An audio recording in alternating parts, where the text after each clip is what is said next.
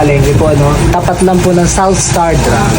So sa kanya pong first na taya sa LSM Minirapol, nagwagi po siya ng third prize, 20,000 pesos. Yan po. Hawak-hawak na po natin yung prize at ibibigay na po natin right now. Yan, wag na po natin patagalin pa. Ito na po ito ng Orbis. Yan, pwede po niyo pong buksan yung inyo pong prize. Thank you. Yan, bilangin niyo po, ma'am, para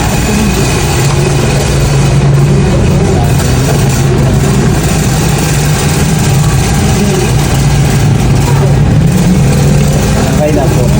So, ano po masasabi niyo po, ma'am? Thank you so much. Sa God's blessings na to. Yes, truly blessings po. Oo. Hindi niyo po ina-expect, no? Oo. Opo. Although inaasahan. Although Sabi ko kay Kuya, sabi ko, ano na ngayon yung ano natin, raffle.